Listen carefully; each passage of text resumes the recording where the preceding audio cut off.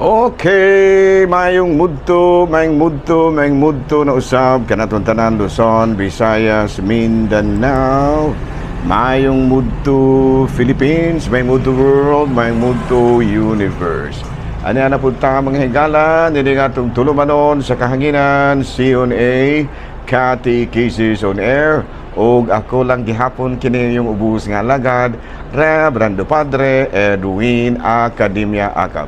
Abi no adlaw na usab karon nga unsa matarong adlaw, Biyernes, Pitsa 22 niining bulan sa Nobyembre tuig 2024. Nahala no, hapit na gyud mga higala, di na gyud madugay. Magsaulog na gyud kita sa Pasko sa pagkatao sa atong Ginoong Hesukristo. Pitsa 22 na gyud ron karong Lunes pohon. Pitsa 25 unsa man padang adlaw. Pista po na dumagiti. Kumusta na nga akong mga kaigsuunang mga pare diha sa Dumaguete, no? Busy na si Monsignor kining Monsignor Robert Bongguyan sa mga Novena Masses din, no? Nobyembre 25, pista sa Dumaguete. Ayan, no? Nahala, no? May mundo na kanatong tanan. Nadaman gayo ng ato ang mga Dumaguetinius, no? Ng ato ang mga kaigsuunan din na Dumaguete. Nga busy na kayo karon sa ilahang pagpangandam alang sa pista sa ilang mahal nga patron, Senyora Santa Catalina de Alejandria. Ayan, no? Binamahigala, padayon ta sa ato ang mga pagpangalaga din. Kamuntuhan ako ng timbayaon mahigala o may munto na akong mga kaigsuunan usab din sa atong istasyon, no? DYWC, inyong tingog, inyong radyo. Of course, ang atong talahuron ang ato sa mga maabtik nato nga manager dire, no? Si Father Ramonito Mata, no? Mayong mudto kanimo Pader Mata, no? Matod Pader di matabang sa to na termino niya, no? Kuskwak ang kanang maabtik yun, maabtik si Father Ramonito. Kung man usab ang atong talahurong obispo, Bishop Polito B. Cortez, ang atong station manager si Father Ramata, ang ato ang talahurong obispo, ang atong mga kaparian, atong kura paroko dire sa Sibulan, no? Ang atong kura paroko dire sa Sibulan si Padre kining Randy Falcon de los Santos. Ayan, no? May mudto na kanatong tanan ug ang atong mga kaigsuonan lukop ka Bisayan ug Mindanao nga naminaw karon sa atong mga programa dire sa atong mga problema. Dina sa ato mga kaigsuunan usab din sa pikas nga isla sa Cebu. Okay, manusab nga ato ang classmate din na si Father Kipling Agravante. Ako mga classmate din, no? Din ako nakalimtan, no? Everyday ganun ako gitimbaya si Budi, no? Ako ang classmate nga kura paruko karon din sa Maylarina.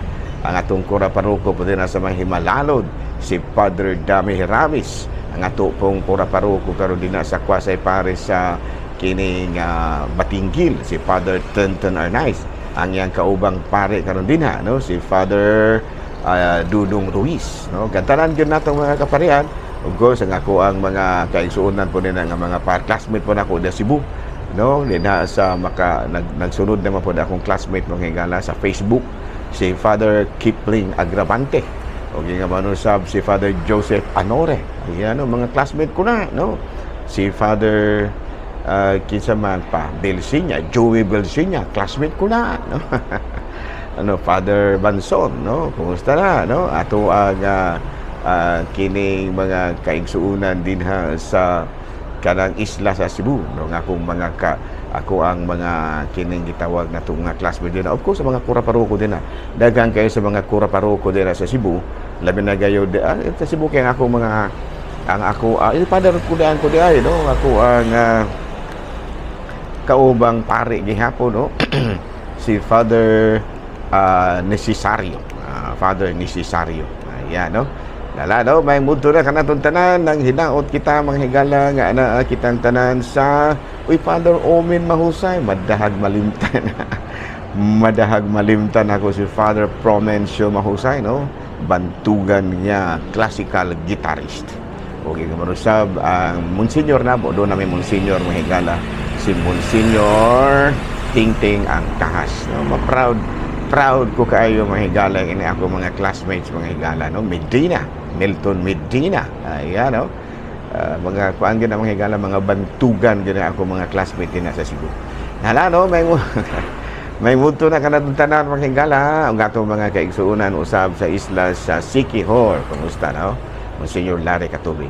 Abi no basin mahurot ning ato programa mga higala, mga shout out mga shout out. Abi no arita mga higala sa CPCP News, balitang simbahan ni ining kabuntuhon. CPCP News, balitang simbahan ni ini kabuntuhon mga higala. So itong November 22. O yan no. Vatican News, kining CBCP News, Diocese of Burungan Samar, okay, nangandam alang sa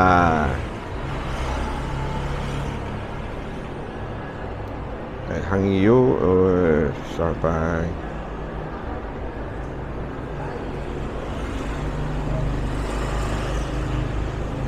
kaya sa Vatican News, kining kanonisasyon. Ayan. Hindi naman ko kabasa sa ako ang sinulatan ng higala. Kanonisasyon ni Blessed Carlo Acutis. Kikatagda na karong bulan sa Abril o gingamanusab ang kauban niya nga sa Lantoson pod si Blessed Pier Giorgio Prosate karong Agosto. Sunod kini sila mahigala no. Si Blessed Carlo Acutis karon siya nga kining Abril, karong Abril sunod tuig. O niya si Blessed Pier Giorgio Prosate karong Agosto 3. Bay no higala no. Unya ang Diocese of Burungan Samar nangawhang usab kay nato no og duga nga mga hinabang no alang sa atuang alang sa matud pa ubay-ubay yung dako usab kay nila nga kadaot ni adtong panahon sa unom ka mga bagyo nga miigo dinhi sa atuang isla sa Pilipinas, Las Islas Pilipinas. Okay, padayon ta mga igala sa atuang mga buhatonon. Kumusta naman kanong pulding? Okay, kaya ko pa din. Ikaw Mr. Cheng, okay ra ka ko father oh. Ikaw Busting? Okay ra kay ko father.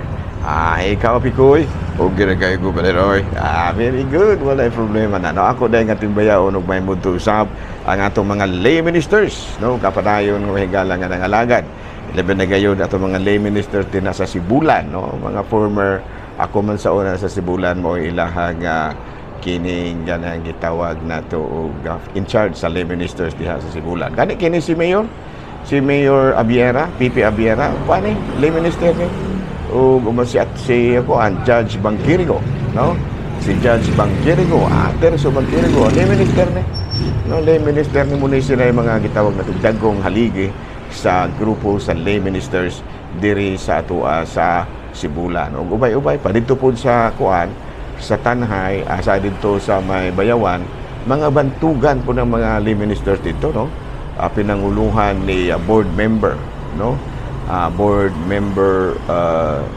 Ferrarin no, mga kuana mahigala sila mga matud pa dagko mga abogado ng atong mga lay ministers dito sa Panay na ay dentist na ay abogado na ay politiko na daghan kay dito ubay-ubay ng atong abogado din ha sa may kuan din as may Bayawan mga bantugan na mahigala dunay dato kayo na no? si Brad Adnan no. Abi no, madayon ta mga igala sa ato ang mga buhaton ni ining kamudtuhon. Abi no, ate kada sa atong saint of the day. Abi no, ang atong saint karong adlaw higala usa kini siya ka kining a young Christian of high rank married to a Roman named Valerian. No, he was converted and she was martyred together with her husband. Si Santa Cecilia, the patron saint of music, believed that good music is an integral part of liturgy. Tinuod yun na, dili ko ana mo kuan, dili ko ana mo matud pa, dili ko ana mo supak, no? Nga good music is an integral part of the liturgy. Ayan, si Santa Cecilia, the patron saint of music. Abi na pa dayon ta sa ato ang mga buhatonon ni ining kabudtuhon na rin na ta sa ato ang katikisem.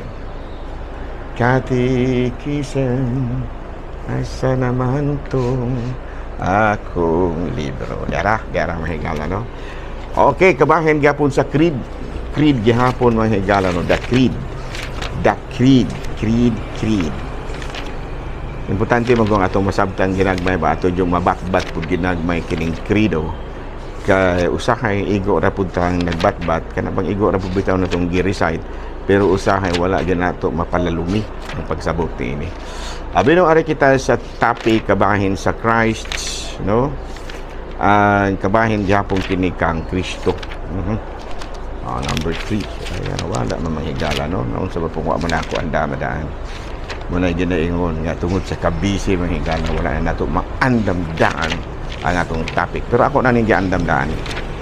Ako na ning gisulatan si Jesus ug ang templo. Si Jesus ug ang Israel. Karon si Jesus ug ang templo. Jesus and the temple. Jesus and the temple. Si Jesus ug ang templo.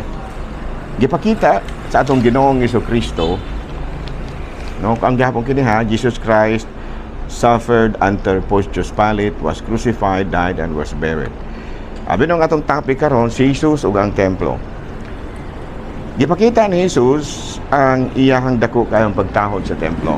Ato kanang masabtan, gani masabtan nato nga dunay higayon ni ana nga atong Ginoong Jesucristo gihalad didto sa templo sa iyang mga ginikanan. Unya sa dihang nagpangilaro na siya og 12 anyos, no? Nagpabilin siya dito sa templo. O gani sa diyang gipangutana siya sa mga ginikanan nganong gibuhat mo man kini kanamo. Kay nga doon nagpabilin man siya, wala man siya ni uli. Niingon dayon si Jesus na wala ba ka masayod ngan anhi gyud ako sa balay sa akong amahan. No? O niya matud pa kada tuig yun mobisita gyud si Kristo sa templo, ilabi na gyud panahon sa pagsaylo, fiesta sa pagsaylo kining Passover. Nato pa makaingon kita nga ang sa pagtulunan sa atong Ginoong Jesucristo ang templo maug yun ang lugar nga diin ato nga mahimamat ang Dios. No, templo, no? Unya gani matud pa gidili, no? Ang dautang mga buhat diha mismo sa templo. Apan sa diha nga duol na siya sa iyahang pagpasakit, gitag na usab ni Jesus ang matud pa distraction o pagkaguba sa templo. O gi-identify niya ang iyahang kaugalingon diha sa templo, no? Matud pa niya, gun uban ninyo kining templo ug tukuron ko kini sulod sa tulo ka adlaw. No, wala muna nga nahimo katong dako kayo nga salabtunon sa mga kining salabtunon sa mga Hudiyo. Kami nun ba siya nga kining templuha pila ka libgatusan ka mga tuig nga gitukod sa ako among mga ginikanan. Unya imo ra kining tukuron sulod sa tulo ka adlaw. Apan miingon ang buti pasabot ko ni Jesus di ay mao ang iyang lawas kamamatay kung adto mo puyo sa lugnanan sulod sa tulo ka adlaw ug mabanhaw siya. Sa to pag i-identify ni Kristo ang templo sa iyahang lawas. So sa atong pamalandungan kining mao nga matud palagi ang templo, no, ang simbahan nga gitukod ni Kristo sama gyud sa iyang lawas, sama sa lawas sa tao. So makaingon kita nga ang templo di ay sama sa gitudlo kanato ni Kristo, gitudlo sa simbahan, dili lamang ang templo nga diin adto kita magampo, kung dili templo usab kini sama og sa kalawas nga adunay nagkalain-laing mga bahin, no? Muna nga in many parts of the Bible, dunay mga parte nga giingon nga ang simbahan sama sa usa ka palawas nga adunay daghang mga parte. Adunay mga magtutudlo, adunay mga lagad, isip mga pari, isip mga sumusunod sa mga pari o daghang panguban. So in other words, Jesus and the temple, Jesus identified his body with the temple in order to show us na kitang tanan di ay isip sumusunod ni Kristo. Aduna gyud katumanan, aduna gyud katungdanan sa paghatag og panerbisyo ngadto sa simbahan sa bisan unsang paagi. Sa bisan unsang paagi. We are always matud pa obliged to render service to his body which is the church. Kaya nga naman, Kaya ang simbahan mo baya ang nipadayon sa pagpanudlo, no? Ang simbahan baya mo ing nipadayon sa pagkonverter o mga tao, pagbunyag, pagkasal ug daghan pang uban, pagpakumpisal ug daghan pang uban. Subuna nga matud pa ni Kristo, ang simbahan ug siya usara. Jesus and the temple. Sabot niya nga siya padayon nga nangalagad pinaagi sa mga katawhan nga naglangkob sa simbahan. Ug kita mao ang simbahan. Okay, klaro? Abi no, laing lain mga higala nga pagtulunan, medyo kagahapon sa mga nagmisa ko sa Patay, no, dunay usa ka bana nga nangayog dispensa nako. No, ingon sa nako sa Padre, ilunggo man no. Inunggugi ba na ako ba hindi ba ako makaintinding sa imong mga gipang hamba kay na. Pero hindi gid ako Katoliko, matod pa niya no. Mo nga hindi daw siya gapang nga panguros kay kuan ko no. Hindi ko no siya Katoliko. Well anyway, no, kung ato na hunaon ang pagpanguros, dili lamang nga nagpaila nga kita Katoliko. Kung dili ang pagpanguros nagpaila nga kita sumusunod ni Kristo. Sa ato pa kung sumusunod ka ni Kristo, pwede kang manguros. Nga naman, kaya dili man kaya ang pagpanguros, igo lamang nga nagpaila nga Katoliko ka. Kung dili, nagpaila ka na nga sumusunod ka ni Kristo. Kaya anong na sumusunod man tapadan. Tungo kay naingon man si Kristo, kinsa katong gustong musunod ka nako, pas-ana ang imong krus o kalimti ang imong kaugalingon. Ato pa kalimti nga dili ka dili ka Katoliko, no? Dili ka Katoliko ug pas-ana ang imong krus. Ito pa, ang krus di ay maoy palasunon bisan sa dili Katoliko. Wala na nagpasabot nga kay Katoliko ra ka.